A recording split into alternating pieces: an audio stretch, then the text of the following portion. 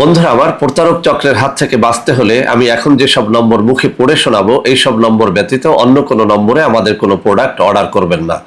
01825554466, 01825554455, 01788746430, 09647450450। আসসালামু আলাইকুম রহমতুল্লাহি ওবরাকাতুহ। বিসমিল্লাহির রহমানির রহিম। আলহামদুলিল্লাহ রব্বিল আলামিন ওয়াল আকিবাতু লিল মুত্তাকিন, আসসালাতু ওয়াসসালামু আলা নাবিয়্যিহি মুহাম্মাদিন ওয়া আলিহি ওয়া আসহাবিহি আজমাইন, আম্মা বাদ। সম্মানিত দিনদার ভাই বোনেরা, বেশ কয়েক মাস আগে এই চ্যানেলে মেয়েদের সাদা সিরাপ নিয়ে একটা ভিডিও আপলোড করেছিলাম। বন্ধুরা আমার, আলহামদুলিল্লাহ ভিডিওটি মা বোনদের কাছে অত্যন্ত সমাদৃত হয়েছে। ইতিমধ্যেই ভিডিওটি প্রায় 3 থেকে 4 লাখের মতো ভিউ হয়ে গেছে। তো বন্ধুরা আমার, এই ভিডিওটি আপলোড করার পরে একটা নতুন বিষয়ে সবাই আমার কাছে প্রশ্ন করে চলেছেন, বিশেষ করে মা বোনরা, যে এই সাদা স্রাব বের হলে তো নামাজ পড়া যাবে কিনা, নামাজ পড়তে গেলে কি গোসল করে নিতে হবে নাকি অজু করে নিতে হবে, ইত্যাদি ইত্যাদি বিষয়। তো বন্ধুরা আমার, সাদা স্রাবের এই মাসলাটি অত্যন্ত জরুরি, যেহেতু মা বোনরা একটা কনফিউশনের মধ্যে পড়ে যান যে আসলেই সাদা স্রাব নামাজের মধ্যেও অনেকের শুরু হয়ে যায়। নামাজ 1 রাকাত হয়েছে তখন শুরু হয়ে যেতে পারে, আবার অজু করেছে তারপরে সাদা স্রাব শুরু হয়ে যেতে পারে, বা গোসল করেছে তারপরে সাদা স্রাব শুরু হয়ে যেতে পারে। এটি একটি এখনকার মা বোনদের একটা কমন সমস্যা। বলতে গেলে যে পরিমাণ কমেন্ট আমি পাচ্ছি তাতে মনে হচ্ছে যে বাংলাদেশ নয়, শুধু সমগ্র বিশ্বে এই সাদা স্রাবের কোটি কোটি রোগী রয়েছে। তো বন্ধুরা আমার এবং মা বোনরা আমার, যারা এই মুহূর্তে ভিডিওটি দেখছেন তাদেরকে আবারও এই ভিডিও থেকে আশ্বস্ত করতে চাই, আমার সাদা স্রাবের ভিডিওটি দেখে নেবেন।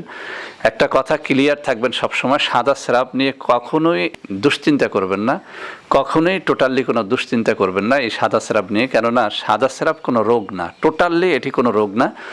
যেমন পুরুষ বয়স্ক হলে, অর্থাৎ বয়সপ্রাপ্ত হলে, তার যে কোনো সামান্য উত্তেজনায়, সামান্য খারাপ চিন্তায়, কোনো পর্নোগ্রাফি দেখার পরে বা যে কোনো মেয়ের সাথে কথা বললে একটা ছেলের যেভাবে সাদা পানি বের হয়, লিকুইড সাদা ডিমের লালার মতো পানিটা বের হয়, তদ্রূপ মেয়েরা যখন বয়সপ্রাপ্ত হয়, মেয়েদের মাসিকের পরে কিছুদিন সাদা স্রাবটা বের হয়। এটি কোনো রোগ না, টোটালি কোনো রোগ না। যদিও আমাদের দেশের কিছু প্রতারক চিকিৎসক এইসব ভুলভাল বুঝিয়ে মা বোনদের কাছ থেকে টাকা খাওয়ার জন্য বিভিন্ন রকমের ভুয়া ঔষধ আবিষ্কার করে মা বোনদের খাওয়াচ্ছেন।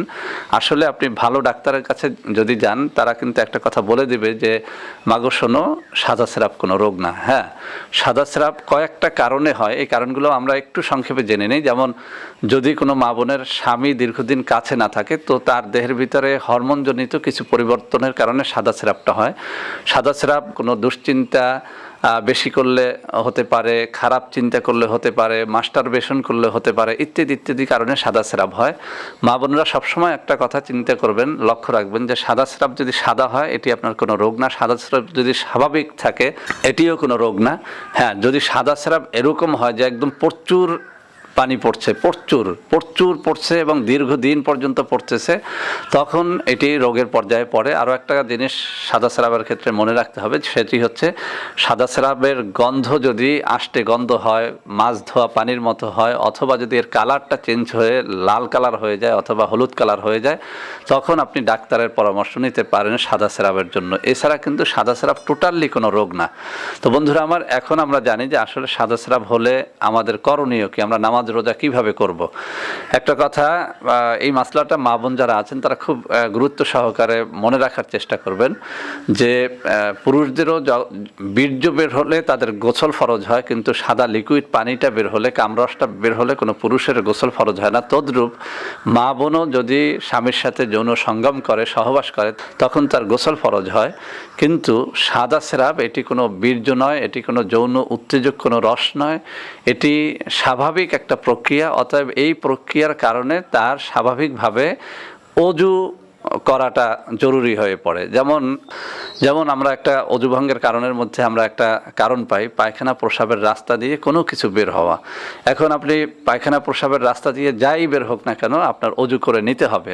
তদ্রূপ যেহেতু আপনার যোনি থেকে এই সাদা স্রাবটা বের হচ্ছে, এই বের হওয়ার কারণে আপনার অজুটা জরুরি হয়ে পড়ে যদি আপনি নামাজে দাঁড়াতে চান। যেমন ধরেন আপনি নামাজের আগে অজু করেছেন, কিন্তু নামাজ শুরু হওয়ার আগে বা নামাজ শুরু করার আগেই সাদা স্রাবটা পড়েছে, তখন কিন্তু আপনার অজু আবার করে তারপরে নামাজটা পড়তে হবে।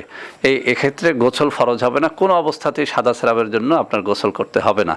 আরেকটা বিষয় হচ্ছে যে নামাজের মধ্যে যদি সাদা স্রাব বের হয়ে যায় তখন কি করবেন? হ্যাঁ, নামাজের মধ্যে যদি সাদা স্রাব বের হয়ে যায় এর দুটো অবস্থা থাকতে পারে। একটা হচ্ছে যে আপনার সাদা স্রাবটা এমন যে এটি ইস্তেহাজা, যেটিকে আরবিতে ইস্তেহাজা বলে, অর্থাৎ রোগাক্রান্তের মাসালা। রোগাক্রান্তের মাসালা আর সুস্থ লোকের মাসালা ভিন্ন। অর্থাৎ যদি আপনার সাদা স্রাবটা রোগের পর্যায়ে পড়ে, অর্থাৎ এটি আপনার নিয়ন্ত্রণের বাইরায়, আপনি যখন তখন এটি শুরু হয়ে যায়, নামাজে দাঁড়িয়ে গেছেন শুরু হয়ে গেছে, কোরআন তেলাওয়াতে বসছেন শুরু হয়ে গেছে, যখন তখন শুরু হয়ে গেছে এবং এটি আপনি নিয়ন্ত্রণ করতে পারছেন না, কোনো ঔষধে এটি সারছে না, তখন এটি ইস্তেহাজার মাসলার মধ্যে পড়ে যাবে। অর্থাৎ তখন আপনি একজন রোগাক্রান্ত হিসেবে নামাজের আগে আপনি অজু করবেন, অজু করে নামাজে দাঁড়ানোর পরে যদি আপনার সাদা স্রাব শুরু হয়ে যায় আপনি নামাজ শেষ করবেন, এক্ষেত্রে আপনার নতুন করে অজু করতে হবে না।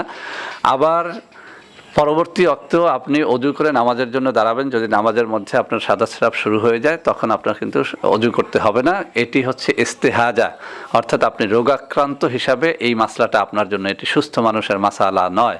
সুস্থ মানুষের জন্য সাদা স্রাব যদি নামাজের মধ্যে শুরু হয় আপনার নামাজ ছেড়ে দিতে হবে, এরপরে অজু করে নামাজ পড়তে হবে। অর্থাৎ যে কোনো ওয়াক্তের নামাজের আগে পরে যাই হোক না কেন সাদা স্রাব হলে আপনার নামাজ পড়তে হলে, কোরআন শরীফ পড়তে হলে আপনার অজু করে পড়তে হবে। তাহলে আমরা ক্লিয়ার হয়ে গেলাম, যদি আপনি রোগাক্রান্ত হন তাহলে নামাজের মধ্যেও যদি সাদা স্রাব শুরু হয়ে যায় আপনি নামাজ শেষ করে পরবর্তী ওয়াক্তের জন্য আবার নতুন করে অজু করতে হবে, কিন্তু নামাজ ছেড়ে দিতে হবে না। আর যদি আপনি সুস্থ হন, স্বাভাবিক সাদা স্রাব হয় আপনার, আপনি কোনো রোগী না, সেক্ষেত্রে যদি নামাজের মধ্যে সাদা স্রাব হয় আপনার নামাজ ছেড়ে দিতে হবে এবং নতুন করে অজু করে আপনার নামাজটা পড়তে হবে। তো আমার মা বোনদেরকে আমি আবারও বলছি, সাদা স্রাব নিয়ে টোটালি কোনো দুশ্চিন্তা করবেন না, কোনো ধরনের ঔষধ খাবেন না যতক্ষণ পর্যন্ত না সাদা স্রাবটা লাল কালার হবে, হলুদ কালার হবে, আষ্টে কোনো গন্ধ বের না হবে, এবং যতদিন পর্যন্ত না এটি এমন পর্যায়ে যায় যেটি একদম লাগাতার চলতেছে এবং অনেক বেশি পরিমাণে হয়, ততদিন পর্যন্ত এটির জন্য কোনো ঔষধ খাওয়ার প্রয়োজন নেই।